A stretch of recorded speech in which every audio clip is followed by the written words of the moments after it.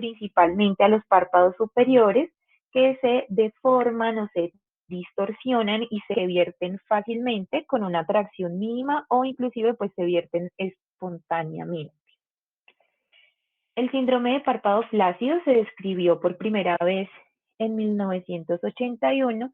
Se empezaron a informar casos de hombres de mediana edad que tenían sobrepeso o que eran obesos y que se documentó un párpado superior flácido que era fácil de vertir y que estaba asociado con una conjuntivitis papilar.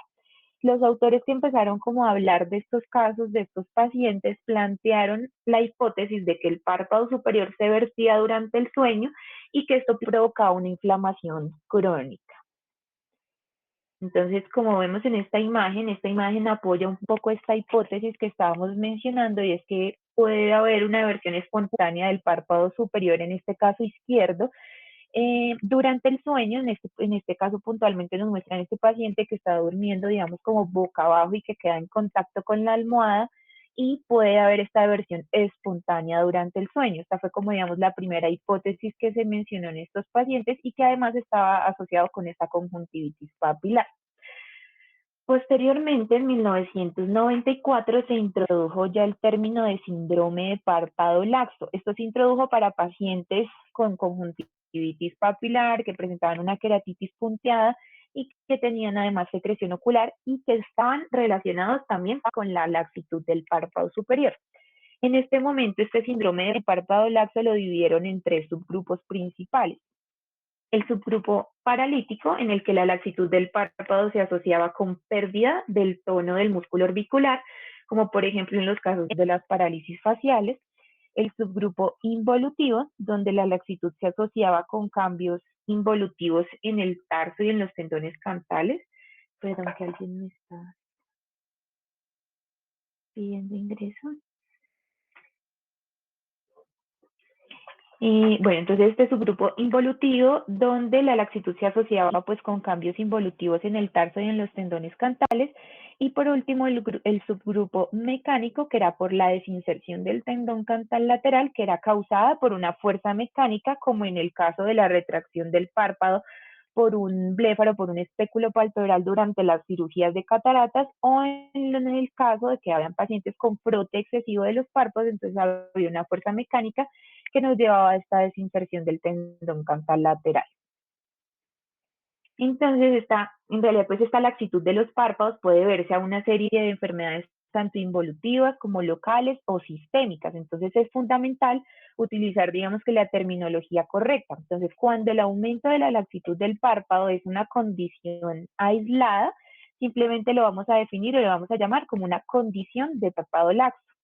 Cuando esta laxitud se asocia con enfermedades de la superficie ocular, como una conjuntivitis papilar y el ojo seco, se puede denominar un síndrome de párpado laxo.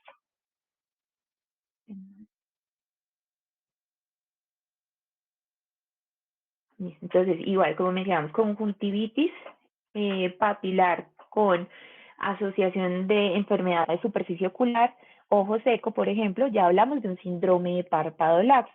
En cambio, cuando ya hablamos de un síndrome de párpado flácido, es que se caracteriza por el hallazgo de este párpado superior laxo, una conjuntivitis papilar, pero que va a afectar a una población específica de pacientes. Típicamente son hombres de mediana edad, con sobrepeso, inclusive ya describían un poco como más puntual este sobrepeso, un índice de masa corporal por encima de 30, o sea, ya empezamos a hablar de obesidad, ya empezamos a hablar ahí de un síndrome de párpado flácido. Hay que tener en cuenta que la obesidad en hombres de mediana edad se va a reconocer como el factor de riesgo más fuerte para el síndrome de apnea, hipoapnea obstructiva del sueño. En cuanto a la epidemiología, entonces la prevalencia del síndrome de párpado flácido en la población general, pues es difícil de medir debido a como la inexactitud en cuanto a definición y falta de criterios diagnósticos o de clasificación, que ya lo vamos a ver. Esto pues hace un poco difícil evaluar la prevalencia de este síndrome. Sin embargo, se cree que varía como dentro de un rango de 2.3 a 3.8%. Como ya mencionábamos, se suele asociar a hombres de mediana edad con sobrepeso u obesidad, pero recientemente se ha documentado, se ha demostrado que afecta también a las mujeres, hasta en un 30% de los casos, y en un porcentaje mucho más pequeño se ha documentado que también puede afectar a pacientes pediátricos, pero lo más frecuente es hombres de mediana edad con sobrepeso. En cuanto a la fisiopatología, esta sigue sin determinarse, digamos, con exactitud, pero han comenzado a desarrollar como algunas hipótesis como para tratar de comprender el mecanismo fisiopatológico de este síndrome. Se ha postulado, como ya veíamos, se sigue como apoyando esta hipótesis de la eversión nocturna espontánea como un principal factor patogénico.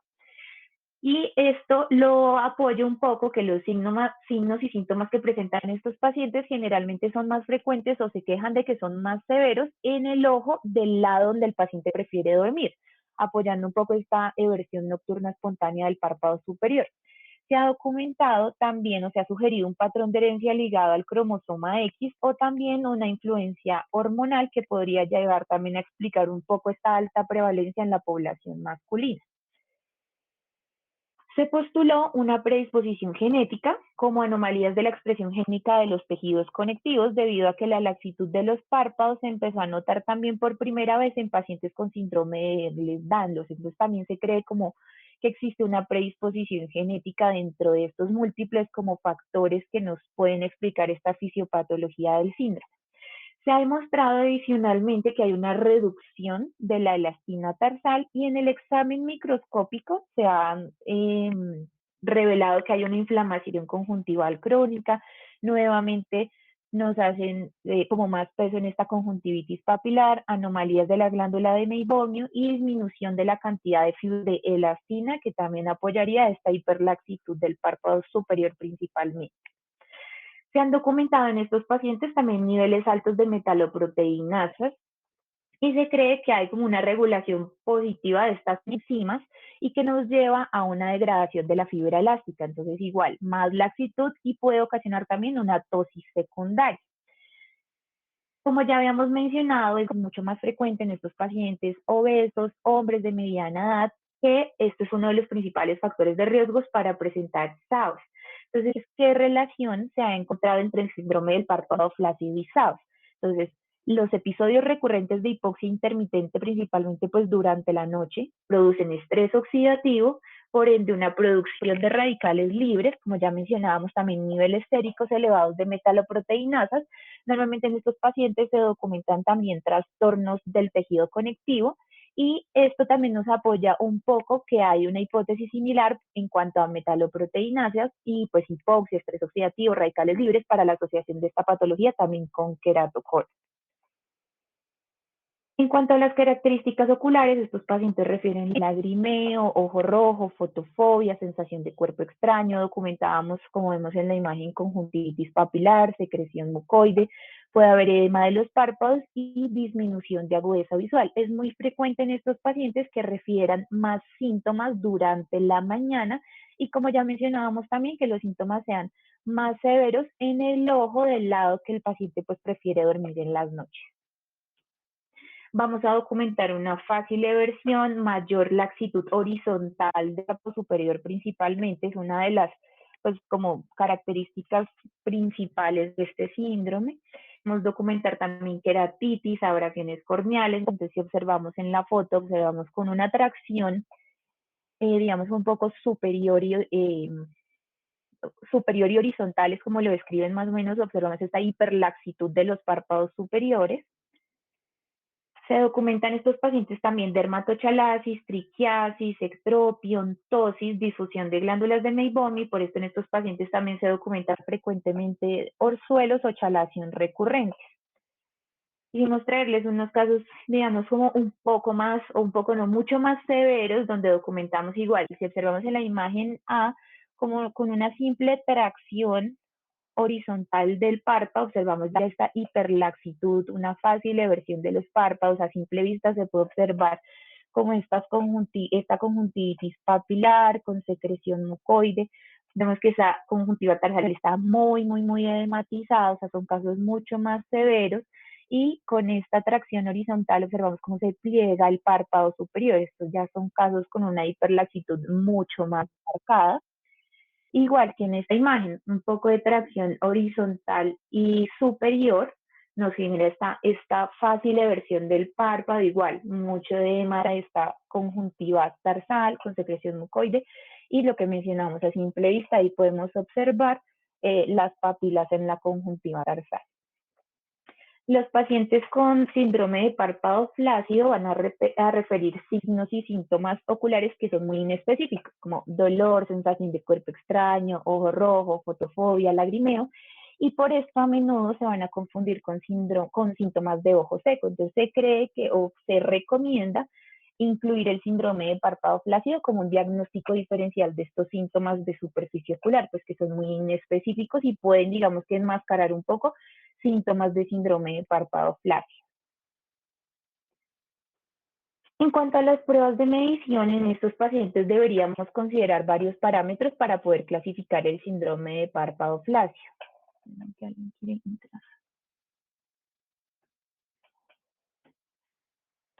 Entonces deberíamos considerar, digamos que varios parámetros para poder clasificar este síndrome, pero pues el más importante de estos factores es la laxitud de los párpados, sobre todo superior. Se han descrito varios métodos para cuantificar esta laxitud, sin embargo, no existe un golden estándar para, pues, como tratar de clasificar o estratificar un poco esta laxitud del párpado. Sin embargo, se cree que la prueba de tracción vertical del párpado superior es como uno de los métodos más reproducibles, que es el que observamos acá. Entonces acá debemos colocar el pulgar sobre el tercio externo del párpado superior y lo llevamos hacia superior y lateral. El paciente debe estar en posición primaria y se mide antes de hacer la tracción. Colocamos nuestra regla en el borde del párpado superior, se realiza la tracción y allí realizamos esta nueva medición hasta donde llega al borde del párpado superior con esta tracción. Entonces esto nos mide la tracción vertical máxima que tiene el párpado superior derecho, pues en este caso derecho. Otro método para medir esta hiperlaxitud es ahora pedirle al paciente que mire hacia abajo y se toma la distancia entre el borde palpebral y la conjuntiva vulvar o el fondo de saco. Entonces, esto también nos expone, digamos, qué tanta conjuntiva vulvar se expone al realizar esta tracción superior del párpado superior. Pero medimos entonces desde el borde del párpado superior hasta el fondo de saco. Otra prueba pues continuamos con estas pruebas de hiperlaxitud vertical, entonces se mide desde el borde palpebral hasta el centro de la pupila. Primero sin realizar ninguna tracción, posteriormente realizamos esta tracción vertical y medimos igual desde el centro de la pupila hasta el borde palpebral. Acá ya se describe una tracción horizontal superior, logrando este pliego, este plegamiento del párpado superior, y allí debemos medir desde la córnea hasta el borde, digamos que más distal de este pliegue del párpado superior, al borde palpebral. Entonces, desde córnea hasta el borde palpebral. Este es un video tomado por el doctor Velasco en consulta. Si detallamos inicialmente, este paciente consultó fue por un extropion del párpado inferior derecho. Sin embargo, en la consulta pues se documentó lo siguiente. Observamos entonces con una tracción vertical del párpado superior, observamos esa hiperlaxitud del párpado superior. Ya vamos a observar que puede ser asimétrica. Si somos detallistas, vemos que pues esta tracción superior va a ser mucho más o nos va a demostrar mucha más hiperlaxitud del párpado superior en el ojo derecho que en el izquierdo. ¿Sí? Va a ser un párpado que se vierte muy fácilmente, el párpado superior derecho versus el párpado superior izquierdo, que no va a presentar esa hiperlaxitud tan marcada.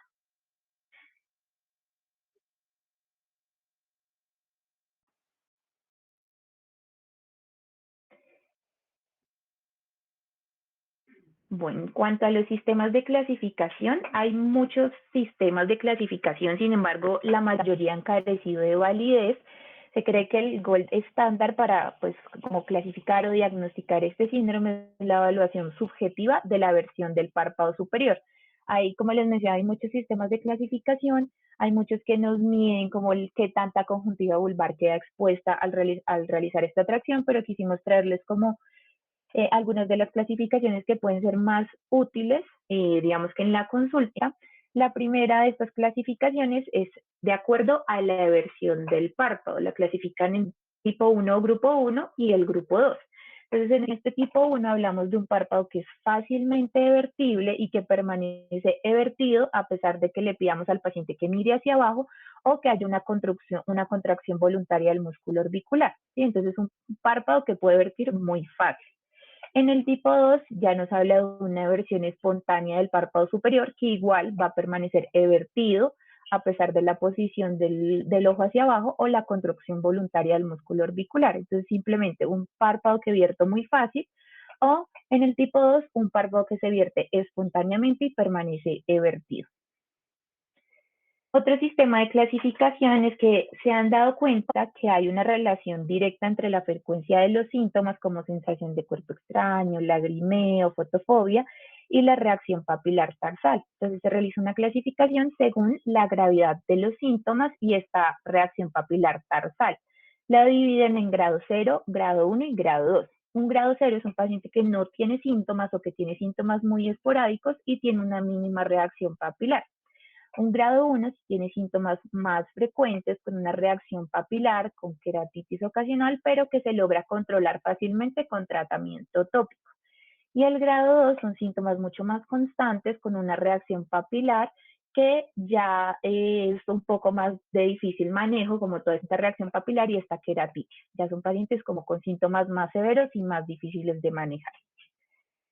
La dermatochalasis, el ectropio, no el entropio, no la tosis de los párpados con estas patologías de la superficie ocular, siempre pues deberíamos considerarlos en el sistema de estadificación. Sin embargo, como ya mencionábamos, no existe una clasificación única que nos ayude como involucrando todas estas características para poder realizar este sistema de estadificación. Entonces, realmente está, como mencionamos, clasificar esta patología, inclusive pues dar como una gravedad es muy difícil porque no hay algo actualmente que esté como estandarizado para realizar esta clasificación. En cuanto al manejo, entonces empezamos como el manejo tópico para tratar estas patologías de la superficie ocular. Si llega a fallar este manejo médico, vamos a requerir un manejo quirúrgico. Siempre se debe tratar las comorbilidades que están asociadas, que ya las vamos a hablar, y siempre se debe evaluar y tratar el SAOS en estos pacientes. En cuanto al manejo médico, se recomiendan los protectores oculares durante la noche, principalmente para tratar de evitar esto que veníamos hablando de la eversión espontánea durante la noche del párpado superior, tratar con lubricantes o ungüento, tratar la inflamación de la superficie ocular. Siempre se debe hacer énfasis en evitar el frote ocular porque pues esto nos ayuda a exacerbar la laxitud del párpado, sobre todo superior. Y en aquellos pacientes con SAOS, se cree que la terapia con presión positiva o con CIPA puede ayudar a revertir el síndrome del párpado flácido. Siempre también debemos dar manejo para el tratamiento de la conjuntivitis papilar.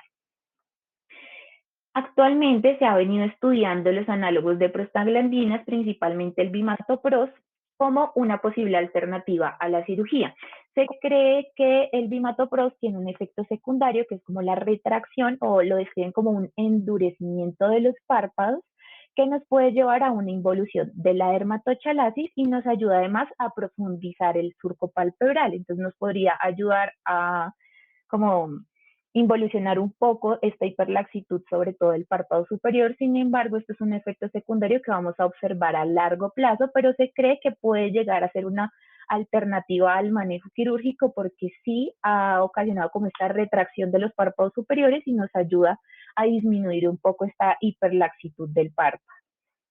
En cuanto al tratamiento de la conjuntivitis papilar, pues esta se va a centrar principalmente en la reducción de la liberación de histamina de los mastocitos y a tratar esta inflamación local. Este manejo de la conjuntivitis papilar pues iba a ser muy individualizado para cada paciente dependiendo los hallazgos que encontremos, qué tanta inflamación hay, qué tantas papilas. Entonces se puede utilizar corticoides tópicos, AINES, estabilizadores de mastocitos, antihistamínicos y vasoconstrictores. En cuanto al manejo quirúrgico, se han pues, propuesto diversas técnicas quirúrgicas para la corrección de la laxitud del párpado superior, enfocándose siempre en la resolución de esta aversión espontánea. Entonces, las primeras técnicas que se propusieron o se describieron para tratar el síndrome de párpado flácido fue la escisión en cuña de espesor total y la tira tarsal lateral. Posteriormente se empezaron a introducir otras técnicas como ya una tira tarsal medial, plicatura del tendón cansal, colgajo perióstico, refuerzo con injerto de cartílago, tarso racial lateral. O sea, si vemos, hay muchas técnicas que se han empezado a utilizar para el manejo del síndrome de párpado flácido. Sin embargo, quisimos traerles el día de hoy una de las últimas técnicas que se ha propuesto, que es la plastia del síndrome de párpado flácido. Esta se propuso en 2019. Si observamos en la primera imagen, observamos las flechas, se hace una incisión supraciliar del párpado superior que se va a extender hacia el lateral. Debemos, posterior a esto, si vemos en la imagen B, dejar como la placa tarsal expuesta, hacer pues una adecuada disección para tratar de dejar esta placa tarsal expuesta. Se hace un colgajo perióstico, como observamos en la imagen C. Se hace adicionalmente una escisión en cuña en la parte medial del párpado superior, que es lo que nos está señalando la flecha. Esta escisión en cuña se hace de espesor total, siempre o hacia medial en el párpado superior. Y por último, este colgajo de periósteo lo vamos a suturar a la superficie anterior de la placa tarsal superior. Entonces esto nos ayuda un poco a manejar pues esta hiperlaxitud del párpado, ya que refuerza ese tarso que está pues debilitado, con poca elastina, y este colgajo perióstico lleva al tarso y nos ayuda a pues, tener un tarso un poco más fuerte y así disminuir la hiperlaxitud de ese párpado superior. Se han evaluado como qué tasas de recurrencia tenemos en estos pacientes que se someten a cirugía, y esto va a variar mucho dependiendo pues el procedimiento que se utilice. Se han documentado tasas de recurrencia desde un 25 hasta un 60%. ¿Qué ha mostrado mejores resultados a largo plazo? La aplicatura cantal, ya sea medial o lateral, y una tira tarsal lateral. En estos pacientes, como mencionamos, pueden tener otras malposiciones de los párpados, entonces siempre debemos considerar la corrección simultánea. También cuando estos pacientes pues, presentan tosis, entropión o ectropión. En cuanto a las enfermedades relacionadas, queríamos como darle mucha importancia a el síndrome de apnea y hipoapnea obstructiva del sueño. Esta apnea del sueño es la forma más común de los trastornos respiratorios del sueño, que provoca pausas recurrentes en la respiración durante el sueño e hipoxia e hipercapnia nocturnas transitorias. Sus efectos secundarios van a causar múltiples complicaciones oculares. ¿Qué mecanismos se creen que contribuyen a estas complicaciones oculares? Entonces, ya algunos que habíamos mencionado, digamos que en la fisiopatología general de este síndrome, entonces el estrés oxidativo, respuestas inflamatorias sistémicas, principalmente interleuquinas 6 y 8, factor de necrosis tumoral alfa y la proteína C reactiva, metaloproteinasas, moléculas de adhesión de células vasculares, la hiperactividad del sistema simpático y alteración de la barrera hematorretiniana, que ya pues también nos explica algunas complicaciones oculares que ya vamos a mencionar. Entonces, de acuerdo a estas complicaciones oculares, ¿cuáles son las que más frecuentemente se han documentado en relación con el SAOS? Entonces, glaucoma, síndrome de párpado flácido, que es una de las que principalmente, o pues la que tiene mayor prevalencia o mayor asociación con el síndrome de apnea y hipoapnea del sueño, ojo seco, queratocono, catarata, oclusión de la vena central de la retina, porioretinopatía serosa central y edema macular. Esto principalmente explicado por esta alteración de la barrera hematorretiniana que ya mencionábamos. Quisimos traerles como algunos datos extrapolados, pues digamos, como a nuestro país, y es que en Colombia la prevalencia de los trastornos del sueño se cree que es aproximadamente un 27%, y esto lo convirtió en un problema de salud pública. Aunque no se conoce con exactitud la epidemiología del SAOS en nuestro país, se han extrapolado como datos de otras altitudes similares a la nuestra, y se cree que es probable que más o menos entre el 4 y el 6% de la población padezca SAOS. Entonces, la prevalencia también del síndrome de párpado flácido en adultos se cree que es más o menos, o pues que oscila entre un 3.8 y un 15.8%.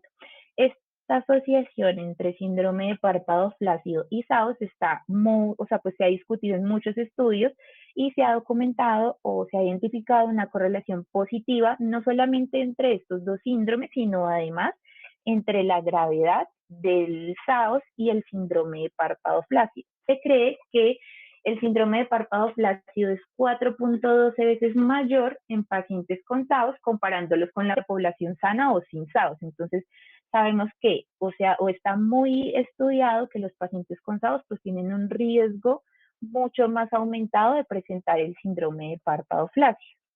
Pero digamos que llevándolo un poco a nuestro ámbito puntualmente desde la oftalmología, ¿qué importancia clínica tiene para nosotros estos pacientes con síndrome de párpado flácido? Ya sabemos que si ya están diagnosticados con SAOS, pues va a ser mucho más frecuente documentarles esta hiperlaxitud de los párpados superiores.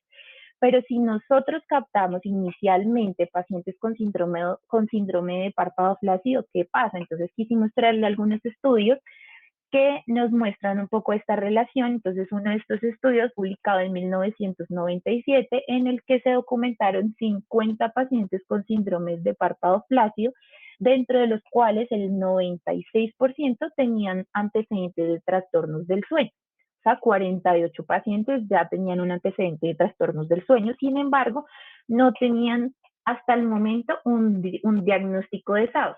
Dentro de esos 48 pacientes, a 27 se les realizó una polisomnografía y en 26 pacientes se confirmó la presencia de SAOS. O sea, que esto nos habla de nosotros al momento de captar o pues notar o diagnosticar un paciente con síndrome de párpado flácido, digamos que la importancia que tenemos nosotros al momento de poder remitir o pues empezar a hacer como todos esos estudios para el diagnóstico de SAOS.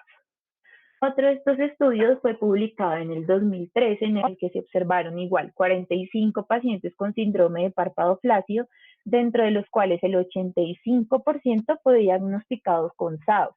Y dentro de este 85%, el 65% tenían una forma grave de SAOS y no estaba diagnosticada previamente. O sea, lo que primero se diagnosticó fue este síndrome de párpado flácido, se remitió y se realizó el diagnóstico del 85% de los pacientes con SAOS. Entonces, esto es muy importante tenerlo en cuenta, ya que nosotros pues vamos a jugar un papel muy importante en el diagnóstico de estos pacientes.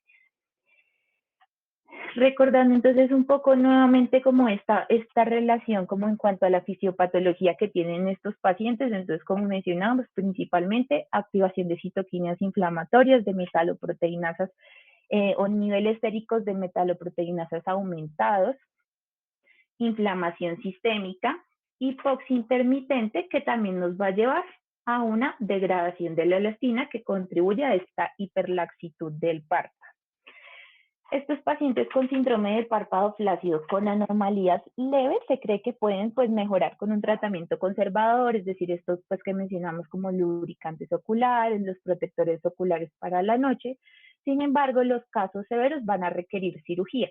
Se cree que el CPAP, como ya mencionábamos, pues siempre debe ser, pues debe contar el manejo con estos pacientes y esto puede llegar a resolver las molestias o los síntomas oculares que tienen estos pacientes. Sin embargo, esto también puede llegar a tener efectos negativos porque se ha escrito que la fuga de aire por la máscara, o sea, cuando esta máscara del CPAP no queda totalmente hermética y pues fuga el aire, también puede producir como mayor síntomas como irritativos oculares. Sin embargo, si se tiene, digamos que un adecuado como cierre hermético de esta máscara, se ha documentado que simplemente con empezar el manejo con CPAP, las molestias oculares empiezan a resolver en estos pacientes. Y se ha documentado inclusive pacientes que ya llevan varios años con CPAP y es reversible este síndrome de párpado flácido únicamente con el manejo con CPAP, ¿sí? Sin digamos ninguna otra técnica o manejo quirúrgico, nada más. Solamente con el uso del CPAP, la mayoría de estos pacientes con síndrome de párpado flácido puede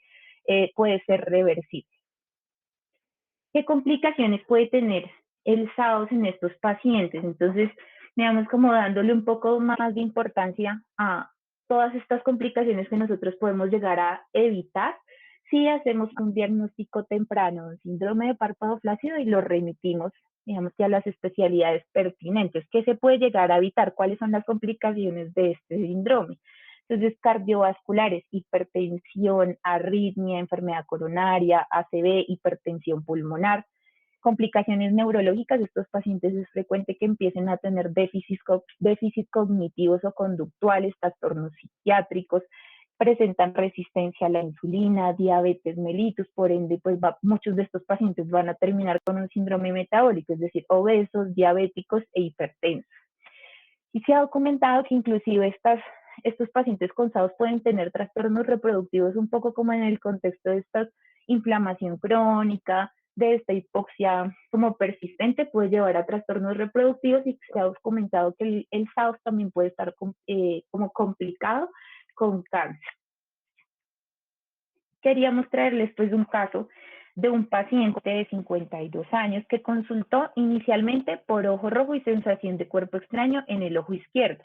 Refería que había tenido pues había usado lubricante ocular, sin embargo los síntomas no habían mejorado. Él llegó inicialmente o pues consultó solamente por estos síntomas, posteriormente se le realizó un diagnóstico de SAOS, digamos que cuando se remitió de manera oportuna por estos hallazgos que observamos en la imagen. Si observamos muy bien, además de pues, presentar ojo rojo, observamos una ptosis del párpado superior izquierdo con una hiperlaxitud muy marcada del párpado superior con esta tracción superior. Observamos igual lo que mencionamos como la inflamación de la conjuntiva tarsal, observamos que el tarso como que se pliega, es muy débil y se pliega y permite esta hiperlaxitud del párpado. Este paciente puntualmente se le realizó su diagnóstico de SAOS, no toleró el manejo con presión positiva y por ende este paciente requirió un manejo quirúrgico pues por estas características tan severas que observamos en este paciente. Otra de las asociaciones que mencionábamos es el queratocono. Entonces se ha sugerido pues que las metaloproteinasas están dentro de la fisiopatología o se encuentran como causantes del desarrollo de queratoconos en pacientes sanos, o sea, no solamente en pacientes como también mencionábamos con SAO, sino en pacientes sanos se ha documentado que estas metaloproteinasas contribuyen al desarrollo de queratocono porque me llevan a una reducción de la resistencia corneal y de la histeresis corneal. Además, estas condiciones hipóxicas recurrentes nos llevan también a una glucólisis anaeróbica y acidosis del estroma de la córnea y nos promueve toda esta inflamación crónica por citocinas proinflamatorias, principalmente factor de necrotumoral alfa o interleuquina 6, y nos lleva a un adelgazamiento de la córnea. Otro caso, una paciente, una mujer de 47 años que se quejaba de secreción, disminución de agudeza visual, ojo izquierdo, tenía antecedente de obesidad y ella ya refería a un antecedente de queratocono que lo referían como que había tenido progresión durante los últimos 10 años, que ya tenía también, venían en manejo para una conjuntivitis papilar crónica, sin embargo no había presentado respuesta al manejo y como observamos en la imagen, la paciente refería que siempre dormía sobre el lado izquierdo, pues como en esa posición como durmiendo sobre la mano.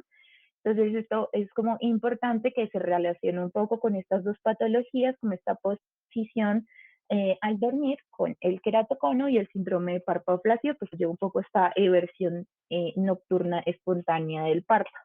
En esta paciente se documentó una agudeza visual con corrección en el ojo derecho de 20/20 y en el ojo izquierdo de 20/100. Al examen físico, entonces documentamos esa hiperlaxitud marcada de ambos párpados superiores, observábamos, pues ya como sabemos su diagnóstico de queratocono, en la imagen de pronto no se observa muy bien, pero presentaba ya un leucoma en la córnea del ojo izquierdo, entonces igual la relación que tienen este síndrome de párpado flácido también pues con el queratocono, teniendo en cuenta esta fisiopatología. Otra de las asociaciones que se ha documentado del síndrome de párpado flácido es el síndrome de Down. Se ha descrito que el factor predominante en el desarrollo de este síndrome de párpado flácido en estos pacientes con síndrome de Down es el frote ocular. Entonces, otro caso, un paciente, un niño de 2 años con síndrome de Down, que la madre refería que tenía eversión de ambos párpados superiores durante el sueño desde el nacimiento del niño. Si observamos en la imagen superior, ahí el niño estaba durmiendo. Entonces el niño estaba dormido con sus párpados superiores evertidos y adicionalmente la mamá refería a que tenía una aversión espontánea también de los párpados durante el llanto, como observamos en la otra imagen. Si somos pues detallistas en la imagen de arriba, ya también se observaba un leucoma inferior en el que ya documentaban que tenía neovascularización. Referían pues que en este paciente el examen oftalmológico pues no era nada fácil, lo llevaron a un examen oftalmológico bajo anestesia general, en el que pues igual ya se había indicado un manejo quirúrgico en este paciente, pues al tener esta hiperlaxitud de los párpados superiores tan marcada, entonces ahí observamos nuevamente cómo se documenta esta hiperlaxitud en este paciente, se hizo como ese acortamiento horizontal de los párpados superiores en ambos ojos por una resección en cuña pentagonal. Refieren que se le hizo seguimiento durante los siguientes 6 meses sin haber tenido recurrencia a este síndrome de párpado flácido. Otras complicaciones sistémicas en estos pacientes, entonces, como ya mencionamos, digamos, como una patología asociada, entonces en pacientes, una patología sola, se me olvidó la palabra, como en pacientes obesos con hiperglicemia, paquidermoperiostosis, que si recordamos, esta es una enfermedad en que se caracteriza por el engrosamiento de la piel, principalmente en cuero cabelludo, en frente y en los párpados. Entonces, frecuentemente se asocia también con síndrome de párpado flácido. Psoriasis, esto principalmente pues aquellas patologías que nos lleven como a un frote ocular crónico, pacientes con hipertensión arterial y diabetes mellitus. Entonces, ¿qué mensajes queríamos como que todos nos llevemos el día de hoy con esta charla? Entonces es que el síndrome de párpado flácido ocurre con más frecuencia de lo esperado y esto a menudo porque es un síndrome que es muy subdiagnosticado o que se diagnostica mal. Por la frecuente relación de este síndrome de párpado flácido con SAOS, el reconocimiento temprano de este síndrome es importante para evitar complicaciones, como ya veíamos, que pueden amenazar la visión e inclusive la vida. Entonces, por esto, remitir por parte de nosotros de manera oportuna a aquellos pacientes que estemos sospechando un SAOS, pues nos va a tener un alto impacto en la vida y en la visión de estos pacientes. Y en los pacientes con síndrome de párpado flácido y SAO siempre el manejo debe ser pues multidisciplinario. Y listo. No sé si tengan preguntas o comentarios.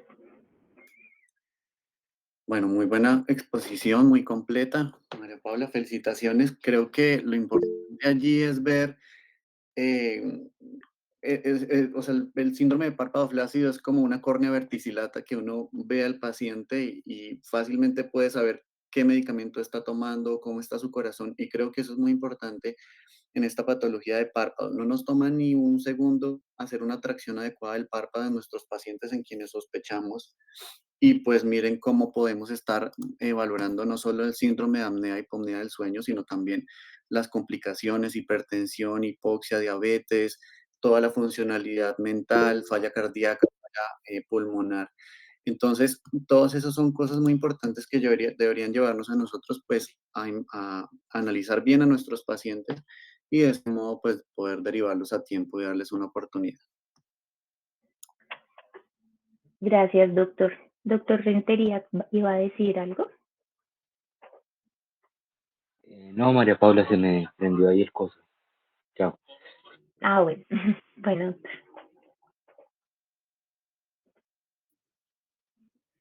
No, muy bien, María Paula, la verdad parece que fue una presentación muy completa. Es una patología que realmente sí, como tú decías, es subdiagnosticada y que realmente es relativamente nueva, ¿no? No es que sea algo tan común, por lo menos ver el diagnóstico en las historias clínicas y realizado por los oftalmólogos, pero algo que pues, quería resaltar era lo que tú mencionabas de la asociación entre el queratocono y el síndrome de párpado flácido.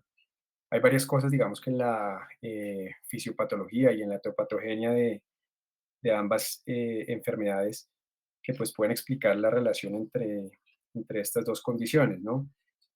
Que haya un microambiente proinflamatorio o que haya aumento de las metaloproteinasas y de ciertas moléculas inflamatorias en pacientes con queratocono, así como en pacientes con síndrome de párpado flácido, pues sí sugiere que podrían tener alguna relación y pues es interesante en esos reportes de casos que mostrabas como una de las pacientes que mostraba ya tenía 47 años y el queratocono todavía estaba progresando. Entonces puede que en este tipo de pacientes con estas alteraciones de los párpados, la razón de la progresión esté asociada más a esas alteraciones del párpado y a sus malos hábitos de sueño, ¿no? Yo tenía un profesor en el fellow que siempre le recomendaba a los pacientes con queratocono que nunca durmieran apoyados sobre las manos o con las manos sobre los ojos. Y pues me recordó ahorita esa foto que mostraste ahí acerca de la señora recostada sobre la mano, que eso puede hacer que progrese un queratocono en pacientes que realmente ya no debería estar progresando, como un paciente de 47 años, ¿no? En teoría, recuerden, sobre todo para los residentes menores, que un queratocono progresa más o menos hasta los 30, 35 años. De ahí en adelante es muy, muy raro que haya una progresión. Por eso es que los tratamientos para evitar la progresión del queratocono sirven es en pacientes jóvenes realmente. Ya después de esa edad, uno lo que busca es otras cosas, pero no detener la progresión. Y también recordarles que hoy en día, clásicamente ustedes buscan en los libros de oftalmología e inclusive de córnea la definición de queratocono y lo definen como una patología progresiva de la córnea no inflamatoria. Sin embargo, esa definición en los últimos años ha cambiado y se considera que el queratocono sí es una patología con un componente inflamatorio bastante importante. Y en parte es pues, por todo esto que estabas mencionando, ¿no?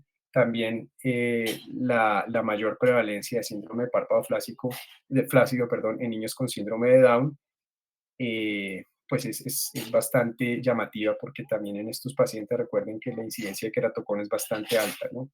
Puede ser por el rascado, por el frote que ellos presentan frecuentemente o por también ese microambiente inflamatorio que presentan a nivel de la córnea y de la superficie ocular. Entonces, pues solamente era como para resaltar eso, pero sí, te felicito, estuvo muy bien. Quería comentarles también que como vieron en la revisión, hay muchas cosas que todavía están en investigación y hay muchas cosas que hay datos de afuera, pero no tenemos datos nuestros, ¿no? Datos colombianos de, no sé, prevalencia de floppy eyelid en SAOS o al revés, cuántas personas que tienen floppy eyelid tienen SAOS, qué grado de SAOS tienen. Entonces creo que sería un campo interesante también si alguno de ustedes está buscando una idea de investigación o para sus trabajos, pues que pudieran, creo que en el hospital hay suficiente cantidad de pacientes para poder recolectar un buen número y estudiar diferentes cosas del párpado flácido. Ahorita que el doctor dice eso, se me ocurre otro, para el que me quiera apoyar, el que diga yo, la relación de pacientes con queratocono sobre todo mayores de 40 años en el Simón Bolívar y alteraciones de este tipo, ¿no? Eso también sería interesante ver. Muy bueno.